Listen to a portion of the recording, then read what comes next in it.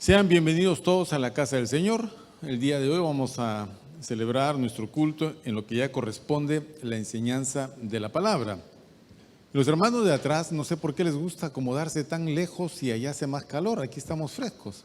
Miren, acá hay 3 sitios, ahí hay 2 sitios, 2 sitios, 2 sitios, sitios. Podrían avanzar si gustan.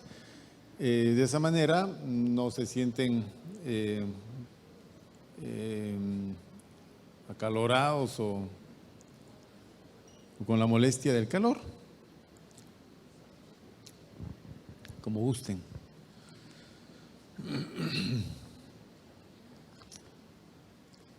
En la vida cristiana, vamos a ir un poco a ese punto, en la vida cristiana, mejor dicho, en el creyente y su vida. Vamos a ser un poco didácticos en explicar cómo es el desarrollo de la vida de un cristiano. Hoy vamos a dar una enseñanza con respecto a esto. Todo creyente tiene 2, digamos, realidades por las cuales se debe de preocupar. Si tú eres creyente, entonces tienes 2 realidades de las cuales te tienes que preocupar todos los días. Una de ellas es interna y la otra es externa.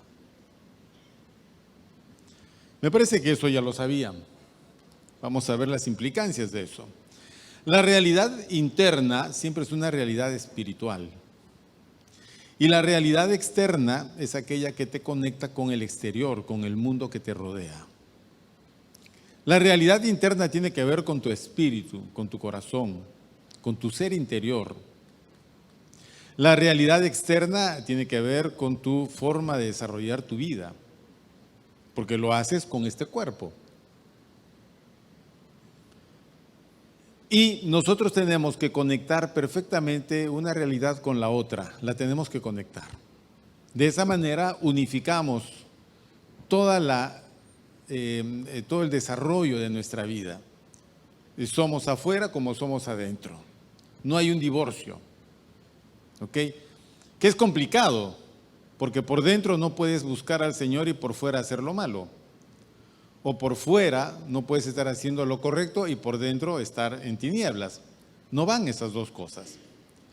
Algunos tratamos de juntar, es como tratar de juntar agua con aceite, pero se rechazan. O finalmente no tenemos el resultado, que es la fusión de estas 2 cosas. No se puede. Nosotros tenemos que esforzarnos por nuestra realidad interna, que es la básica y fundamental. Ella determina todo en ti, tu realidad interna, cómo es tu corazón, cómo es tu mente, cómo estás desarrollando tu vida espiritual. Si es pobre, entonces la realidad externa también va a ser pobre. Si la realidad interna es rica, entonces tu realidad externa también lo será. Es notorio, porque así como es uno adentro, eso es lo que mostrará afuera. Vean, un corazón y un ser interior lleno de aflicción y tristeza siempre manifiesta en su vida externa su tristeza interna. De alguna manera lo va a hacer. O si trata de esconderlo, va a poner una imagen falsa que no corresponde a la realidad interna, no corresponde.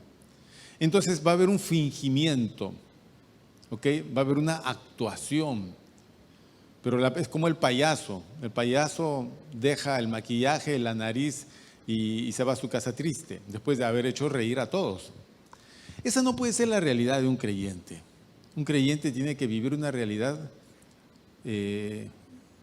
tanto interna como externa, correcta. Pero si no hay un trabajo interno, lo de afuera, como le dije, solo va a ser un disfraz. Nada más que un disfraz. La realidad interna, que es la vida espiritual, la palabra de Dios llama el hombre interior. Y la realidad externa llama el hombre exterior. ¿Ok? El hombre interior y el hombre exterior, ambos se alimentan. y hay que alimentarlos correctamente. La vida espiritual, el hombre interior, se debe de alimentar con el alimento espiritual que es la palabra de Dios. Y quien otorga vitalidad a la palabra y fortaleza a tu corazón es el Espíritu Santo. Estas dos cosas no pueden faltar. Si estas faltan, entonces espiritualmente tienes al hombre interior anémico, lo tienes debilitado, lo tienes casi en estado de coma. Entonces el hombre exterior va a predominar. El hombre exterior va a predominar en lo que significa las acciones que corresponden al mundo natural. Codicias, avaricias, concupiscencias, egoísmos, conflictos. Entonces es el hombre exterior. Como no está renovado el hombre exterior, entonces solamente hace lo que sabe hacer. El hombre interior entonces tiene que ser alimentado todos los días. Yo no sé cuántas veces a la semana comen ustedes. ¿Ah? Todos los días comemos.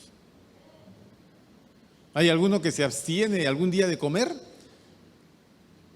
Hay una dieta que se llama la dieta intermitente, que creo que comes unos días y otros días no comes. Come todos los días. Pero come sanamente y come bien. Y no tendrás problemas. Yo no entiendo por qué hay que estar haciendo sacrificios a la hora de comer. Salvo pues que te hayas convertido en un devorador, entonces ya no puedes controlar ese apetito. Allí sí tienes problemas. Pero el hombre interior tiene que ser alimentado todos los días, como es alimentado nuestro cuerpo, por ejemplo. Desayunamos, almorzamos, alguna merienda en la tarde y una cena en la noche, los que cenan en la noche. ¿Correcto? Eso nos tiene nutridos. No tener un alimento constante y bueno va a traernos problemas. El hombre interior trabaja igual. Trabaja igual. Tienes que alimentarlo todos los días con el alimento espiritual que es la palabra de Dios. Y el Espíritu Santo le va a dar toda la vitalidad que necesita. Bien. Eso tiene que salir. O sea, el hombre interior tiene que influenciar, tomar control del hombre exterior y tiene que hacerse uno. De tal manera que así como uno es adentro, así tiene que ser afuera. Y si por dentro ha experimentado una transformación de su ser mediante la obra de Jesucristo, esa obra tiene que manifestarse a través del hombre exterior. No queda otra. De ahí que el creyente tiene que ser una persona diferente a un no creyente. Porque el no creyente tiene un ser interior en tinieblas, en pecado, sujeto a mucha esclavitud. Por eso que su hombre exterior es complicado. En cambio el creyente no, el creyente tiene un ser interior iluminado por el Espíritu Santo, Dios está con él y en él, y esa realidad él la va a exteriorizar a través del hombre exterior. Entonces, como hablamos, como somos, como pensamos, como caminamos, como comemos, como socializamos, como hacemos todas las cosas, debe de corresponder a la realidad interna, no contradecirla. Por eso que no puedes ver a un cristiano que viene al culto el domingo, pero el sábado se fue a hacer travesuras. ¿Me entiendes? Eso no se puede. Y cosas semejantes a esa. No se puede. Pero muchos cristianos lo hacen. Y lo hacen porque han aprendido a que estas dos cosas anden separadas. El hombre interior para el domingo y el hombre exterior de lunes a viernes. Y eso no puede ser. Porque eso va a destruir tu vida.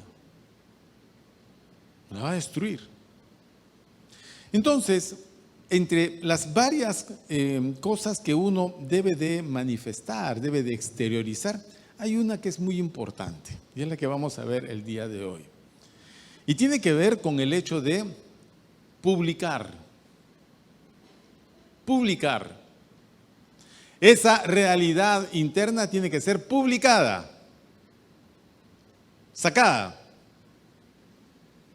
Si tú eres feliz, tienes que evidenciar tu felicidad. De eso se trata. Si vino Cristo a mi corazón, yo tengo que sacar a Cristo hacia afuera, para que todos vean a Cristo en mí. No hay otra forma. A Cristo se le ve a través del creyente. Los creyentes mostramos a Jesucristo a la gente del mundo. No son las imágenes las que van a mostrar a Jesús. No, somos nosotros. Nosotros somos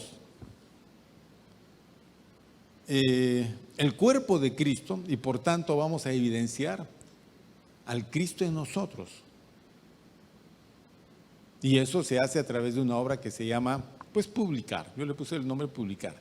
Y vamos a ver que publicar, buscaba yo el significado de publicar. Publicar es hacer patente por todos los medios disponibles algo que se quiere hacer llegar a todos. Yo quiero hacerle conocer a todos que algo ha sucedido en mi vida. Jesucristo ha venido a mi corazón.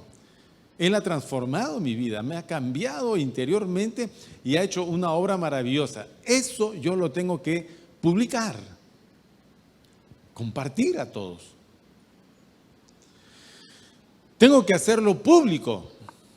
Todos tienen que saber que en mi vida está Cristo. No lo puedo esconder. No se debe de esconder. No puedes esconder tu Biblia. No te acostumbres a esconder las cosas que pertenecen a Cristo. No. Siéntete dichoso de ser parte de Él. No te escondas ni lo escondas. Por nada. Tenemos palabras que también se usan en ese sentido. Por ejemplo, anunciar.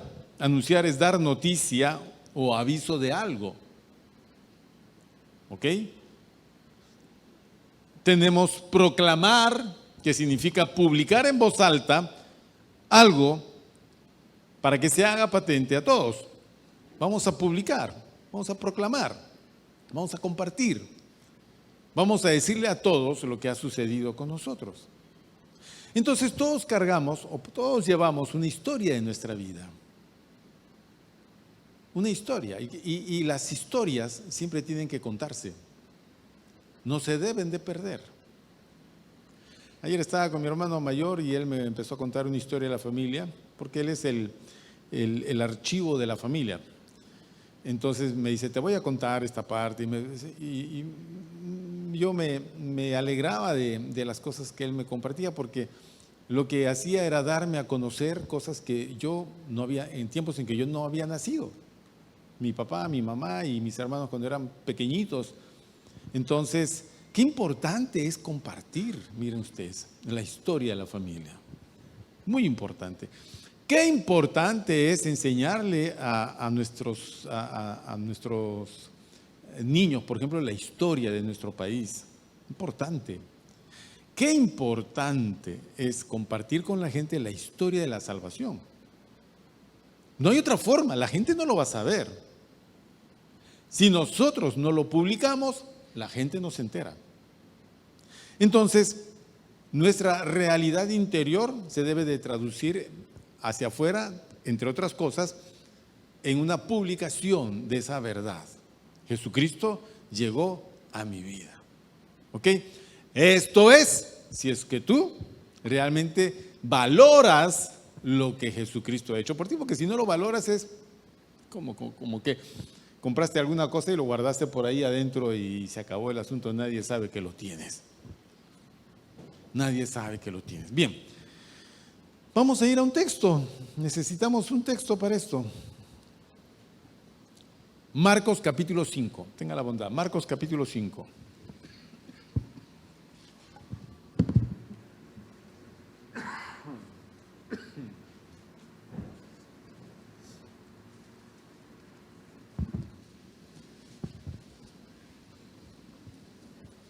Vamos a leer.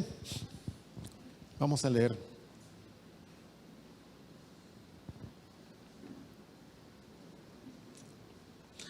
Versículo primero dice de la siguiente manera, voy leyendo y vamos explicando. Vinieron al otro lado del mar, a la región de los Gadarenos. Aquel mar es el mar de Galilea, que no es un mar, sino que es un lago muy, muy extenso. Entonces se le llamaba el mar de Galilea. Bien. Vinieron al otro lado, cruzaron de una orilla hacia la otra orilla, a la región de los Gadarenos, Gadara. Y cuando salió de la barca, el Señor Jesús, cuando salió de la barca, enseguida vino a su encuentro de los sepulcros un hombre con un espíritu inmundo, que tenía su morada en los sepulcros, y nadie podía atarle, ni aun con cadenas, porque muchas veces había sido atado con grillos y cadenas, mas las cadenas habían sido hechas pedazos por él y desmenuzados los grillos, y nadie le podía dominar. Qué terrible la escena, ¿no? Un hombre en un estado incontrolable, no había en él, razón, cordura. Era un hombre que andaba desnudo, vivía en los sepulcros. Los sepulcros en aquellos años eran siempre cuevas cavadas y ahí se introducían a los muertos. Muchas de esas cuevas habían sido abiertas por alguna razón. Bueno, este hombre moraba en los sepulcros. Nadie moraría en un sepulcro. Nadie. Bueno, la razón por la que este hombre andaba en esa situación es que tenía, dice en el versículo 2, una realidad interna muy complicada. Tenía un espíritu inmundo. Por esa razón él publicaba lo que era por dentro. Si adentro tenía un espíritu inmundo, su vida externa tenía que ser aparejada a eso. Inmunda, terrible, horrorosa.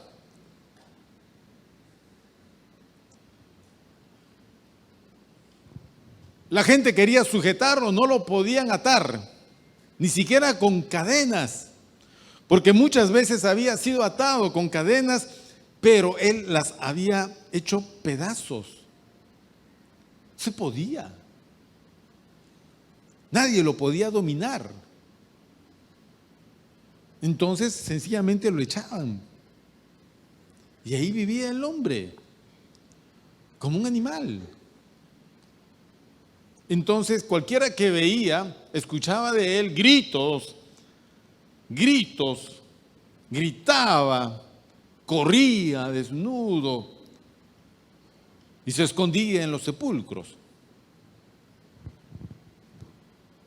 Ese es un paralelo en la vida de mucha gente,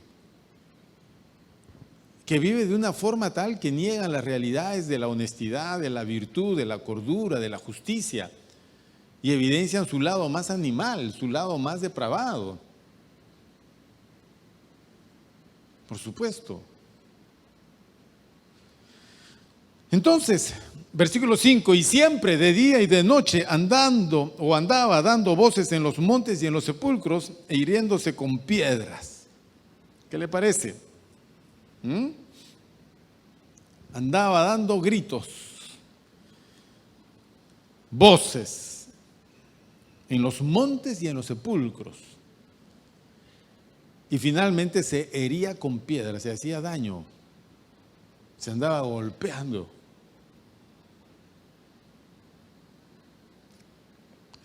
Bueno, comentarios después haremos. Versículo 6, bueno, ahí llega Jesús, a ese lugar donde vivía este hombre, en la tierra de los Gadarenos. Versículo 6, cuando vio pues a Jesús de lejos, corrió hacia el maestro. Un hombre, ya se imaginan el aspecto de este corriendo desnudo. Y cuando llegó delante de Jesús, se arrodilló ante él, de rodillas. Y clamando a gran voz, dijo, versículo 7, ¿qué tienes conmigo, Jesús, Hijo del Dios Altísimo? Te conjuro por Dios que no me atormentes. Es que la realidad interna de este hombre no podía estar con la gente del pueblo, ¿ok? Podía estar ahí, la gente allá y él allá, así, ya va, viene, tira piedra, grita, todo. Pero cuando ve a Jesús no lo puede soportar, porque Jesús es la presencia de una realidad que para él es tormentosa. Él es tinieblas y muerte, y Jesús es luz y vida. No lo puede soportar. Su sola presencia en ese territorio era insoportable para él, sentía tormento.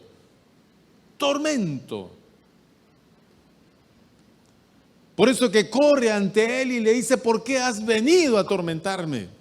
Jesús no le había ni dirigido la palabra. Y el maestro empieza a hacer lo que era su misión, ordenarle que salga. El tormento fue mayor cuando Jesús empezó a decirle, sal de él. Versículo 8, porque le decía, sal de este hombre, espíritu inmundo. Bueno, no hay una forma de arreglar esas realidades internas, a no ser que las saquemos, pues, mis queridos hermanos. No hay. ¿Quiénes alguna vez acá fueron operados y le sacaron algo? ¡Ay, miren cuántos, ¿ah? No son pocos, normalmente fue la vesícula, ¿no? Eso fue mucho chicharrón. ¿Ah? ¿Qué más le sacaron? El apéndice, ¿quién le sacaron el apéndice acá? Miren, pues, ¿cuánto? A mí también me sacaron el apéndice. Dígame, si no se sacaba esa vesícula o ese apéndice, ¿qué iba a pasar con nosotros? Moríamos. Moríamos. ¿Por qué? Porque esos órganos llegaron a un punto de infección que ya no era posible rescatarlos. Había que extirparlos. O sea, hay un mal adentro que hay que sacarlo. No hay forma. La infección no se puede mantener. Tienes que sacarlo. Entonces, este hombre estaba atormentado por un demonio y la única manera de poder ayudarle era sacando al demonio. No había otra. Mientras que el demonio ocupaba la vida de este hombre, su realidad era esa, una realidad inmunda, lo cual él publicaba a través de la forma como era, como vestía, no vestía nada, su desnudez, sus gritos, su cabello, me imagino cómo sería, ¿no? La fuerza extraordinaria que tenía, los hábitos de ir a meterse a los sepulcros y de golpearse con piedras, y de golpearse, y de herirse a sí mismo. Hasta que llega Jesús. Y cuando le dice, sal de este hombre, espíritu inmundo, el demonio empieza a entrar en un conflicto porque tenía que salir, no podía quedarse.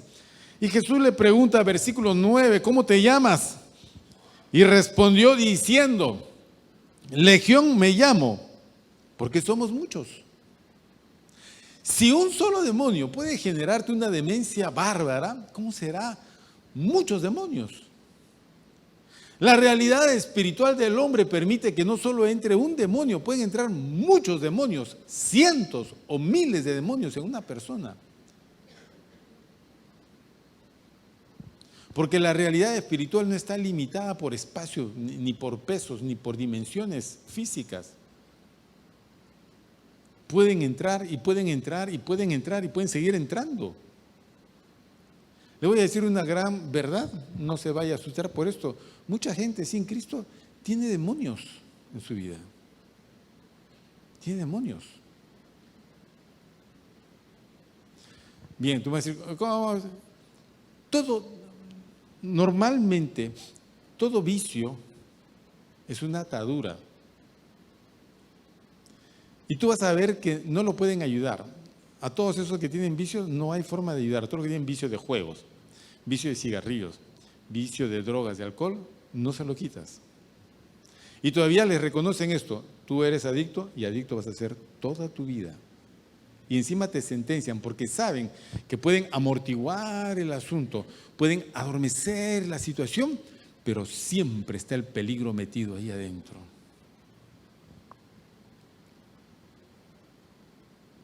Todo lo que es alteración de la personalidad está aparejada con un demonio, o con dos o con tres.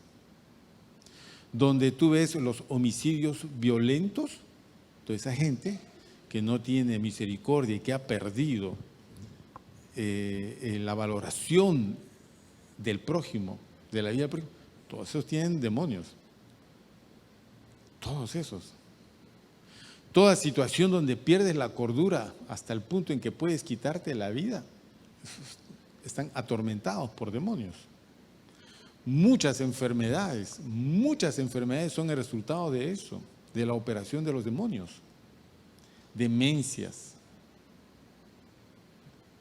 enfermedades físicas. Los médicos reconocen que más del 60% de las enfermedades que ellos tratan de curar son generadas por situaciones internas de la persona que ellos no pueden manejar. No pueden. Mire cómo es la realidad interna. Y esa sale.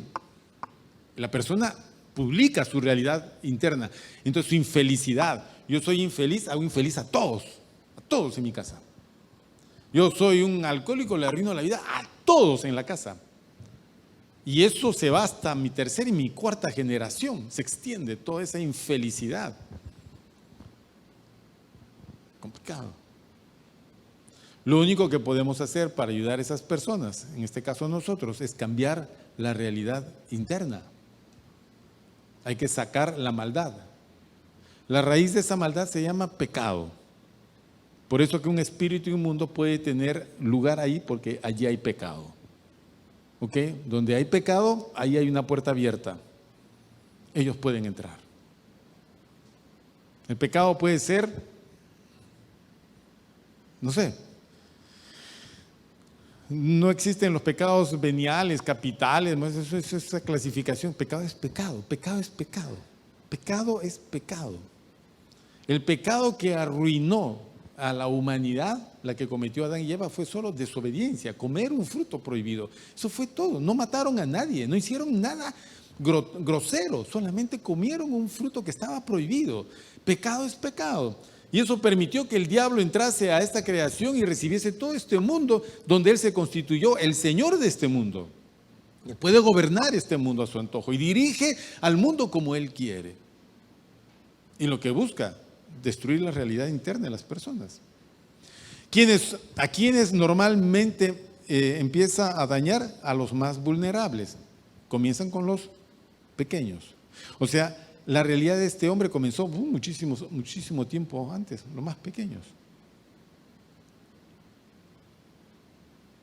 Esos pequeñitos que están allí en la escuela.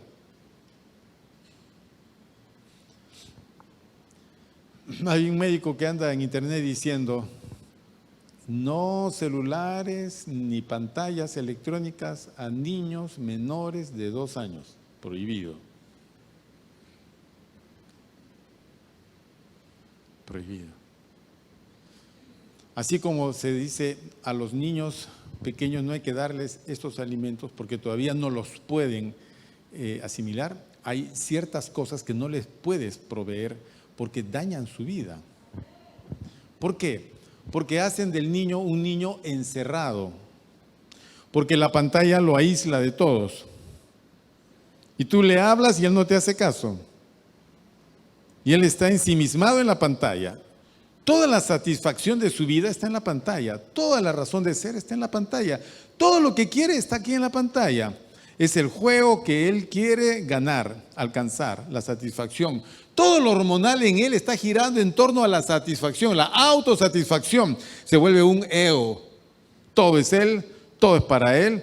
Y lo que está fuera de esta pantalla para mí no existe o no tiene valor, no tiene sentido, no tengo por qué quererlo, es más, me es un estorbo. Y si me quitan esto, me vuelve un demonio. Quítale esos chiquitos, por ejemplo, de los celulares que papá, mamá le dan. El niño empieza a hacer, se tira al suelo, se dobla, pataleta. ¿Qué no hace? Insulta, escupe, te dice mala.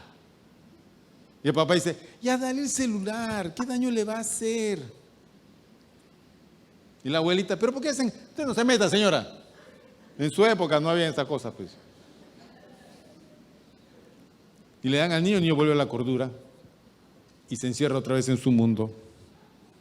Y cuando es adolescente, ya sabes cómo es ese chico.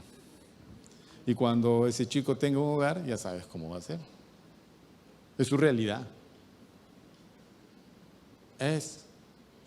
Yo camino así y viene un chico delante mío así con su celular. Viene, y yo le pongo la mano porque nos vamos a chocar así. Hasta que se da cuenta y se esquiva.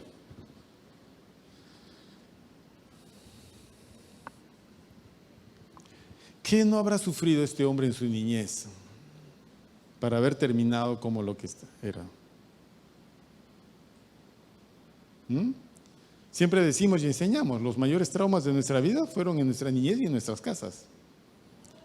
Los mayores, el mayor daño lo generamos los papás, los padres, papá, mamá. Sobreprotegemos a los hijos. Somos indulgentes con ellos, no somos disciplinados. O somos violentos, o somos ausentes. Entonces el niño genera muchos vacíos. Y al diablo le gusta llenar vacíos. Vacíos. Cuando tú estás triste, llénalo con Jesús, porque si no el diablo va a venir y lo va a llenar. Es así. Así funciona. Así funciona. El día que partieron mis papás, yo sabía que ellos no se iban a la nada, ni los metían en un cajón para meterlos a la tierra. Yo sabía que ellos se iban a un lugar, al lugar más hermoso, más perfecto, la realidad celestial a la cual tenemos que ir nosotros. Entonces solamente fue una separación, y de separaciones yo ya estaba acostumbrado, porque desde que yo era pequeñín, mis papás viajaban y siempre me andaban dejando, yo con mucha tristeza, papito, no te vayas, toma tu propina, amor, chao, me voy. Y tenía que ir a trabajar, tenía que trabajar. Y qué complicado es el corazón de un niño que se va quedando vacío. Hoy muchos niños quedan vacíos, niños y niñas. Y la realidad futura es como la de este señor, que si no llega Jesús, él va a vivir así, atormentado hasta que muera o hasta que lo maten. Bueno, le preguntó el maestro cómo se llamaba y el demonio respondió y le dijo, me llamo Legión porque somos muchos. Y le rogaba mucho que no los enviase fuera de aquella región. Estaba allí cerca del monte un gran hato de cerdos paciendo, versículo 12, y le rogaron todos los demonios diciendo, ¿te imaginas cómo era ese? Bueno, todos hablando por boca del hombre, todos esos demonios, diciendo, envíanos a los cerdos para que entremos en ellos. Y luego Jesús les dio permiso y saliendo aquellos espíritus inmundos, entraron en los cerdos, los cuales eran como 2000. Es decir, el hombre tenía como 2000 demonios ahí adentro. Y el hato de cerdos se precipitó en el mar por un despeñadero y en el mar se ahogaron. Y los que apacentaban los cerdos huyeron y dieron aviso en la ciudad y en los campos y salieron a ver qué era aquello que había sucedido.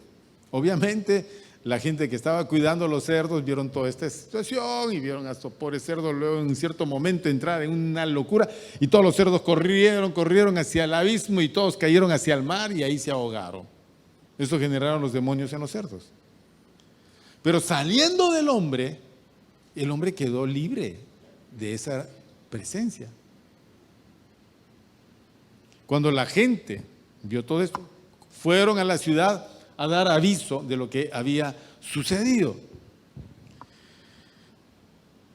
Y lo de los cerdos, y lo que había pasado con el hombre endemoniado, versículo 17, y comenzaron a rogarle que se fuera de sus contornos, tuvieron miedo. Al entrar, versículo 18, hermanos, ahora sí, 18, al entrar él en la barca, el que había estado endemoniado le rogaba que le dejase estar con él. Yo también le hubiera rogado estar con él. No sé quiénes más se hubieran querido subir esa barca. Imagínate si Jesús te sacó 2000 demonios, no te vas a ir con él. Obviamente que había que irse con él. No hay otra. Tu vida cambió. Claro. ¿A quién más se la vas a volver a entregar? ¿A los demonios otra vez? ¿No será para él la vida? Y aquí viene el detalle, versículo 19, el detalle importante. Mas Jesús no se lo permitió, sino que le dijo, vete a tu casa a los tuyos y cuéntales cuán grandes cosas el Señor ha hecho contigo y cómo ha tenido misericordia de ti. No sé si tú hayas sido un gadareno, me parece que no tanto, pero seguimos con la misma deuda, la deuda de ir y decirle a toda la gente lo que Dios hizo con nosotros. Esa es la manera de publicar tu realidad interna. Si tú no sientes que tu realidad interna sea vital, fuerte, intensa, realmente no vas a decir nada por afuera, te vas a callar. Es como que llevo un fuego adentro, intenso, o llevo una velita misionera que apenas está encendida. ¿Cuál va a iluminar más? Obviamente que el fuego intenso ilumina más. Y si ilumina más, entonces esto trasciende de lo interno a lo externo, entonces se manifiesta. Una persona a quien Cristo perdonó y transformó y lo libró de sus temores, de sus angustias, de sus pesares, y le ha dado un nuevo propósito en su vida por el cual vivir, y sabe y entiende que ya su vida tiene un destino eterno totalmente diferente, ¿cómo no va a publicar esas cosas? ¿Cómo no va a publicar? ¿Cómo no va a manifestar esa realidad? Sería imposible. El no hacerlo sería imperdonable. Y lo que Jesús hizo con este hombre fue justamente llevarlo a eso. Anda, vete a los tuyos y a tu casa y cuéntales todo lo que Dios ha hecho contigo. La pregunta es, ¿ya le hemos contado a la gente? ¿Le estamos contando a la gente lo que Dios ha hecho con nosotros? Es que aquí viene esto, mis queridos hermanos, que la mayoría de nosotros pensamos que somos evangélicos y nuestra gran misión es ir a la iglesia los domingos. Esa es la gran misión. Esa es la gran tarea de la vida, ir a la iglesia los domingos. Entonces nuestra lucha es ir los domingos. Esa es la lucha. Amor, ¿vamos a ir a la iglesia el domingo? Amor, hoy es domingo, vamos a ir. Tenemos que ir. Pero he trabajado mucho. Entonces le dice, esfuérzate y sé valiente. No desmayes, el Señor está contigo. Vayamos pues, entonces lucha y llega al culto. La gran hazaña de la semana, venir al culto. Es parte. Venir al culto es un segundo tema importante. No faltar. El tema importante es publicar. Tenemos que publicar. Es diferente el creyente que publica lo que Cristo ha hecho con su vida al que no dice nada y se queda callado. No digo nada a nadie. En el trabajo no menciono nada. Me río de los chistes de los amigos, socializo con ellos. No digo que no tengas un momento de compartir con ellos. Finalmente es la oportunidad para que ellos te conozcan. Pero si yo voy a ir con ellos y solamente me voy a mimetizar a ellos, voy a ser como ellos, no voy a decir absolutamente nada, y nada, entonces nada. No le digo a nadie lo que Cristo ha hecho conmigo. No tengo un testimonio que decir. No recuerdo nada, pierdo la historia de mi vida, de mi encuentro con Cristo, cómo fue. Y así vivo. Y no digo nada a nadie. Oye, nos vemos el domingo. El domingo no puedo.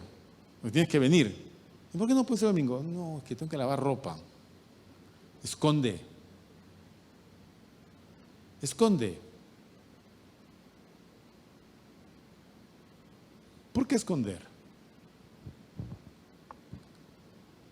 ¿Por qué? ¿Por qué te avergüenzas de Cristo? Había otro hombre desnudo en el Nuevo Testamento, aparte de este gadareno, y ese fue Jesús. A Jesús lo crucificaron desnudo, no lo crucificaron con ropa interior. Lo desnudaron y lo clavaron y lo colgaron en una cruz. Jesús no se avergonzó de nosotros, lo hizo y lo soportó por nosotros. Al final de todo, y hasta en la forma como murió, el centurión, que fue el que le hundió la lanza en el costado, dijo, verdaderamente este es hijo de Dios. Porque Jesús evidenció todo lo que estaba en su corazón. Entonces, nuestra tarea en la vida, hermanos, en la vida cristiana es publicar, es compartir con otras personas lo que Cristo ha hecho con nosotros. ¿Quiénes fuman acá? Levanten la mano. Por ahí digan una mano automática que levantaban. Nadie levantó. Bueno, ¿por qué no fumas? Miren, podría hasta arriesgarme y decirles que por aquí hay alguno que fuma en secreto. Les aseguro que hay alguno que fuma en secreto.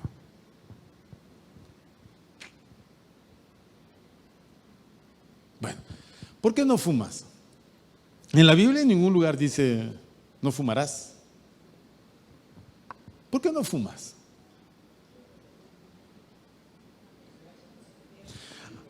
¿Hay alguno que todavía tiene tendencia a embriagarse? Yo creo que sí. En la Biblia dice, evidentemente, no os embriaguéis.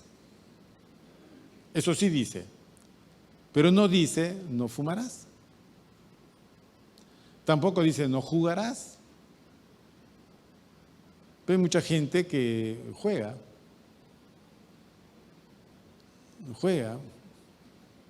Y el juego se ha convertido en una cuestión, ahora con el fútbol y esos juegos de, ¿cómo se llaman esos jueguitos? ¿Cómo se llama? Casa y apuestas, ¿no?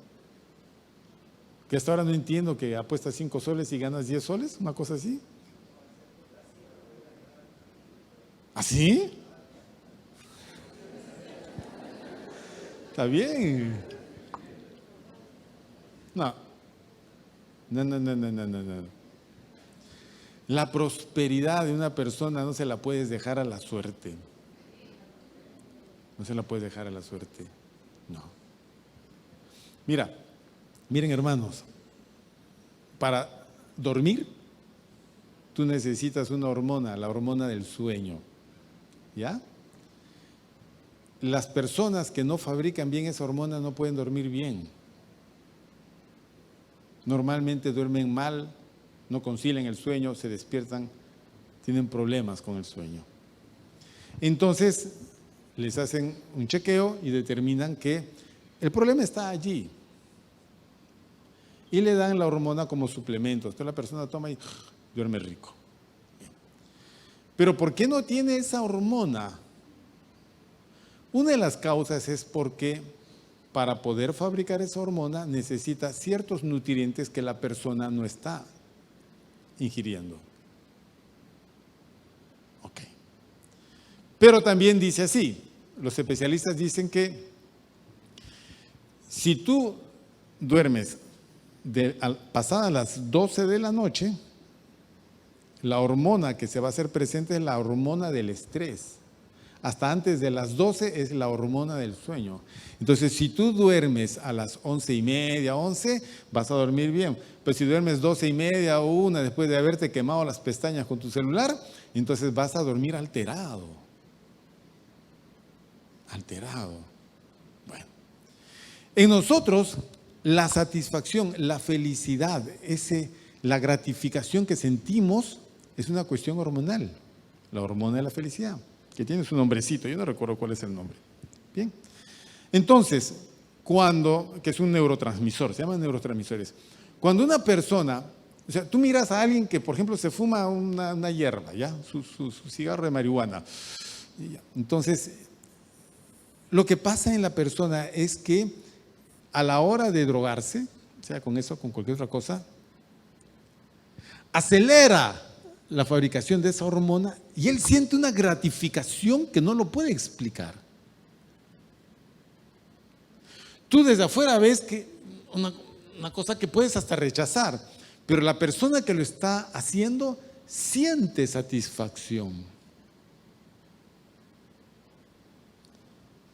Con cocaína es igual. Cuando tú has habituado, la dopamina, sí. Cuando tú has habituado a tu cerebro a funcionar así, no puedes dejar la hierba. No puedes dejar la cocaína porque el cerebro te está exigiendo el completar el círculo de esa hormona para sentirte bien, no importa que te estás destruyendo, pero ya es irracional. Y eso funciona con el bendito juego. Es igual. Así no apuestes, si solo sea por jugar. Bien, Dios nos creó así, con la hormona del sueño, la hormona de la felicidad, la hormona para el estrés, porque cada cosa tiene su momento y tiene su situación. No la puedes sacar y cruzar para situaciones malas, no se puede. ¿Por qué? Porque haces daño a tu vida interior. Nadie debería de controlar tu ser interior, solo Dios. ¿Y cuándo controla Dios tu ser interior? Cuando tú estás en un pleno estado de paz. Cuando estás en paz, ahí es cuando Dios te habla y cuando tú entiendes. Cuando estás alterado, preocupado, en ansiedad, turbado, en tristeza, en emociones tóxicas, allí Dios no te habla. Allí no hay nada de Dios. Nada. ¿Se acuerdan de Saúl y David? No lo conocieron, pero conocen la historia. ¿Sí? Estamos con Saúl los días sábados. ¿Quiénes fueron a su célula el sábado? Bien, hermanos, regresen por favor el próximo sábado, que la historia se va a poner más emocionante. Bien, Saúl estaba atormentado por un espíritu inmundo que venía y le generaba así su ¿cómo se llama ese dolor de cabeza? Su migraña, lo tenía así el pobre. Así la migraña junto con la envidia, así miraba a David y le tenía envidia porque David mató a sus 100,000 y Saúl solo a 1,000 y quedó con este y no lo aguanto y no lo soporto, lo quiero matar. Para evitar ese tormento trajeron a David y David agarraba el arpa y tocaba. Y el espíritu se iba y Saúl mejoraba, imagínate. O sea, llevando a la persona a un momento de paz, la persona puede disfrutar muchas cosas. Pero cuando la persona está en turbación, es peligrosa. Es muy peligrosa. Hace. Saúl cuando entraba en ese momento, él tenía en la mano la lanza. Pero había momentos cuando ya el arpa de David no funcionaba porque ya la alteración de Saúl era demasiado. Y David tocaba el arpa mirando, está agarrando la lanza, ¡pah! La lanza en la pared clavada.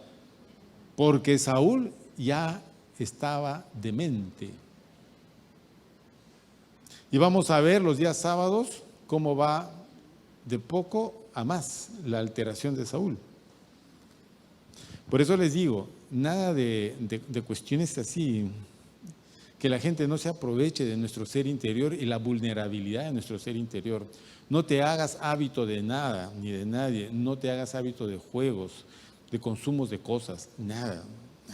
Mantén tu vida libre de toda influencia externa, solo vive la realidad interna que te la da Jesús y esta públicala, siempre publica. Di a la gente que Dios te bendiga. Cuando alguien te vende, que Dios la bendiga, señora casera, que Dios lo bendiga. La gente dirá, pero bueno, pues hasta Eva John dice que Dios te bendiga. Sí, pero el tuyo es diferente, porque esa es tu realidad. No es una frase que la gente copia y dice bendiciones, bendiciones. No, tú sí vas a bendecir a las personas porque es tu realidad. Cuando llevas tu realidad y la empiezas a publicar, entonces tú generas situaciones en otras personas. ¿Sabes qué? Que Dios te bendiga. Alguien te hizo una jugada, no te preocupes, que Dios te bendiga. Ahora, espero que te bendiga. Espero que el Señor te ayude con eso. Espero que el Señor te guarde en aquello.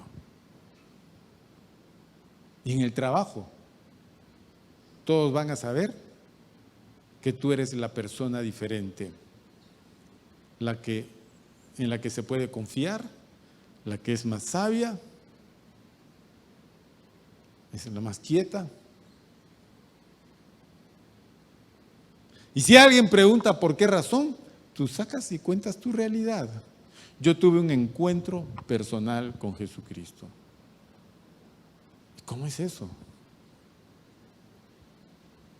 Yo recibí al Señor Jesucristo en mi vida y Él ahora es el Señor en mi corazón. Mi vida es gobernada por Él. Él perdonó mis pecados. Por eso mi pasado ya no me atormenta. Y Él me ha dado una nueva vida. Aunque la gente no entienda, porque no va a entender, se va a sentir cautivada por eso. Y va a empezar el tema de evangelización. Ahí es cuando uno empieza a evangelizar. Y nuestra responsabilidad como iglesia de Jesucristo es evangelizar. Evangelizar es decirle a todos las buenas noticias. Hay que decirle a todos. Tu familia tiene que saber, como el gadareno, anda, vete a tu casa y a los tuyos y cuéntales. ¿Ya le contaste a tu familia que tú recibiste a Jesucristo? ¿Ya sabe tu mamá, tu papá, tus hermanos, tus tíos, tus primos, tus amigos, tu jefe, tus compañeros de trabajo? ¿Ya saben todos ellos que tú eres cristiano? ¿Todos se han pasado la hoz de que tú vienes a una iglesia? ¿Ya todos saben? Conmigo nadie cuenta los domingos porque saben que yo soy pastor hace 800 años. Nada. No tengo problema con ninguno. A mí nadie me avergüenza por ser evangélico. Nadie. Nadie. No tienen por qué hacerlo. Ni yo sentirme avergonzado por ser evangélico. Nadie. Tú tampoco debes de sentirte avergonzado. Tampoco. Así que el gadareno se fue a su casa. Versículo 20. Vamos, hermanos, tenemos que acabar. Dice, y se fue y comenzó a publicar en Decápolis cuán grandes cosas había hecho Jesús con él, y todos se maravillaban. Y así que este hombre fue y contó a todos lo que le había pasado, cómo Dios había tenido misericordia. Cómo Dios había tenido misericordia con él. Fíjese, nuestra historia tiene suficientes elementos para contarla. Solo es cuestión de que tú recuerdes lo que Dios hizo por ti, de dónde te sacó el Señor. A esa vida que llevabas antes de Cristo, trázale una línea, a ver hacia dónde te llevaba. Y esa es la línea que tú puedes ver en la vida de mucha gente que no tiene a Cristo. La tuya es diferente. La tuya es totalmente diferente. Tú le puedes decir a las personas lo que Cristo ha hecho contigo y se lo debes de decir. Esa es nuestra necesidad. Vamos a ir a este último texto que está en Hechos, capítulo 4. Vamos al libro de Hechos.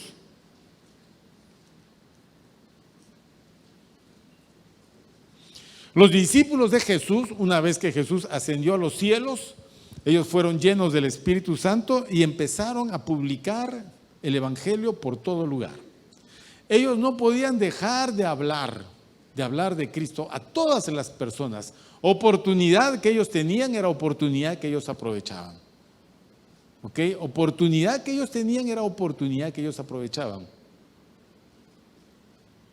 Entonces, así fue que cuando fueron al templo a orar, tanto Pedro como Juan, encontraron pues al hombre cojo de nacimiento que estaba a la puerta, por el cual en el nombre del Señor Jesús levantaron y sucedió el milagro y el hombre pudo caminar y correr y saltar. Bien, todo este asunto generó un alboroto y toda la gente se reunió para ver qué es lo que había pasado allí.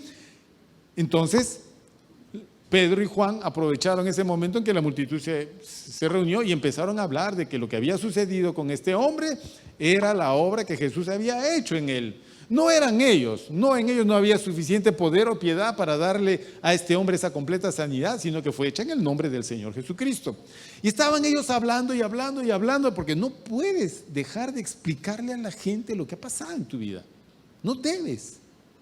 Ahí es cuando viene la guardia del templo y se los llevan y los detienen por alborotar al pueblo. Al día siguiente ellos son juzgados por el concilio judío, la autoridad religiosa, y les dicen que ellos tienen que callarse, no deben de hablar en ese nombre. Bien, versículo 13 del capítulo 4, versículo 13 dice: entonces, viendo el denuedo de Pedro y de Juan, y sabiendo que eran hombres sin letras y del vulgo, se maravillaban y les reconocían que habían estado con Jesús, reconocían la realidad interna de ellos. Y viendo al hombre que había sido sanado, que estaba en pie con ellos, no podían decir nada en contra. Entonces les ordenaron que saliesen del concilio y conferenciaban entre sí diciendo: ¿qué haremos con estos hombres? Porque de cierto señal manifiesta ha sido hecha por ellos, notoria a todos los que moran en Jerusalén, y no lo podemos negar. Sin embargo, para que no se divulgue más entre el pueblo, amenacémosles para que no hablen de aquí en adelante a hombre alguno en este nombre. Y llamándolos, les intimaron que en ninguna manera hablasen ni enseñasen en el nombre de Jesús. Mas Pedro y Juan respondieron diciéndoles: juzgad si es justo delante de Dios obedecer a vosotros antes que a Dios, porque no podemos dejar de decir lo que hemos visto y oído. No se puede. Para nosotros hablar de Cristo es una necesidad.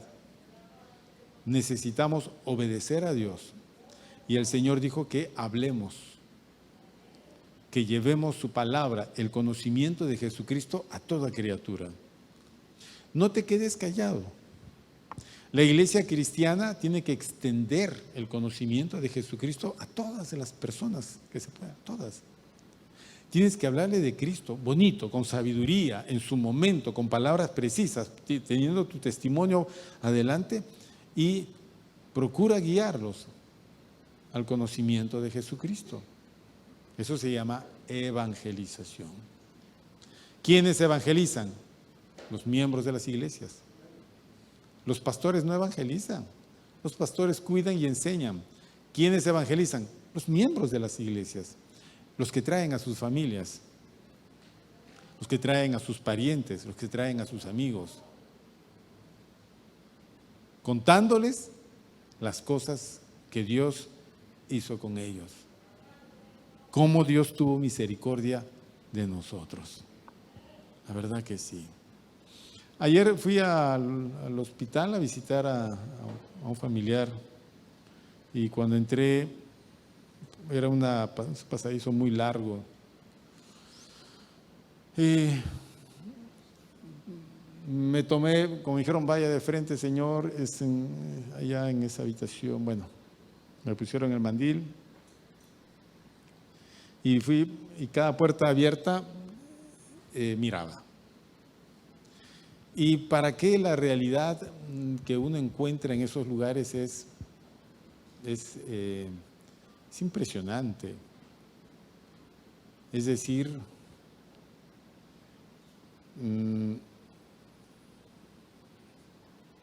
yo sé que la gente muere, todos vamos a morir, todos vamos a morir. Pero el morir es solamente partir de este lugar para ir a la realidad plena y perfecta. Pero da pena cuando tú ves personas que están en ese trance de morir y no han escuchado de Cristo.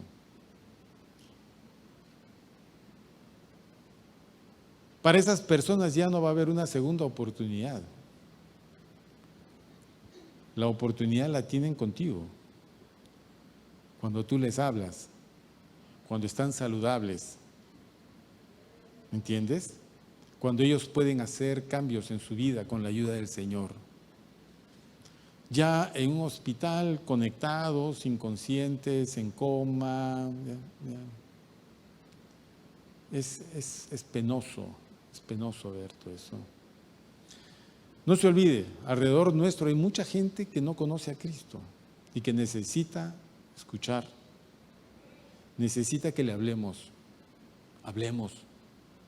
lo que Dios hizo por nosotros. ¿Amén?